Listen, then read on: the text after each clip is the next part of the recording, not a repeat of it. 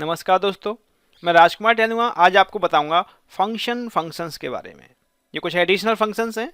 तो functions are the functions whose input argument include the name of other function. तो basically इसमें क्या होता है, जो इनपुट होगा वो एक फंक्शन होगा।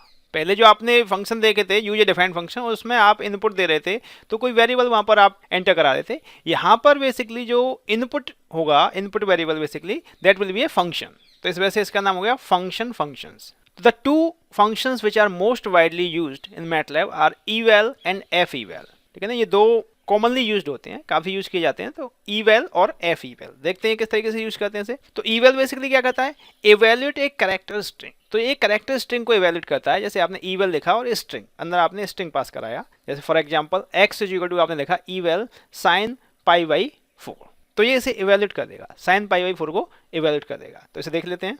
हमने लिखा x is equal to eval, string pass करानी है sin π/4। देखिए π/4 पर इसकी वैल्यू इवेल्यूट होके आ गई, sin π/4 की वैल्यू आपको मिल गई। तो डायरेक्टली हम इवेल्यूट से इसे इवेल्यूट कर लिया। क्लियर है। feval क्या करेगा, that evaluates name the function at a specific input value. तो इसका थोड़ा सिंटैक्स अलग है, आपको यहाँ पर फंक्शन का नाम लिखना होगा और यहाँ पर वैल्यू लिखनी होगी अलग से कॉमा लगा के। तो feval से आप करते हैं तो x इक्वल टू feval, और यहाँ पर स्ट्रिंग में आपने पास किया फंक्शन और कॉमा लगा के किस पर्टिकुलर वैल्यू पर आप उसे सॉल्व करना चाह रहे हैं उसे लिखेंगे। देख लेते हैं। मैं लिखा x is equal to feval, पहले आपने लिखा साइन, स्ट्रिंग में लिख दिया कॉमा π/4। देखिए सेम वैल्यू आ रही है। तो दो तरीके हैं अलग अलग। तो इनके अंदर देखिए फंक्शन है बेसिकली ये, और इसके अंदर हम फंक्शन को ही पास कर रहे हैं। साइन इज अनदर फंक्शन, ठीक है। तो फंक्शन के अंदर फंक्शन पास किया, इस वजह से हम इसे करें फंक्शन। तो other example of functions are ez plot, that is easy to use function plotter. Function plot करने के लिए बेसिकली इसे यूज करते हैं ez प्लॉट। एक f प्लॉट होता है, प्लॉट है फंक्शन बाय नेम, ठीक है। इनके बारे में अगर आपको डिटेल में जानना है तो आप हेल्प ले सकते हैं। सिंपली हेल्प और फंक्शन का आप नाम लिखेंगे तो आपको उसकी हेल्प मिल जाएगी।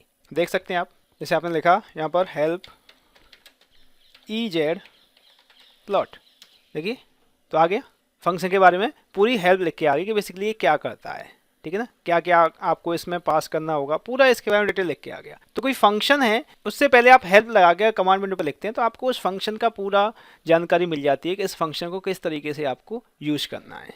क्लियर है। तो आप इसे भी इस्तेमाल करके देखिएगा। तो आई थिंक आपको फंक्शंस भी क्लियर है कि बेसिकली फंक्शंस क्या होते हैं, किस तरीके से आप एक फंक्शन के अंदर फंक्शन को पास करा सकते हैं। तो आई होप ये आपको समझ में आया होगा। अगर ये आपको अच्छा लगा हो तो इसे लाइक करें और शेयर करें। Thank you.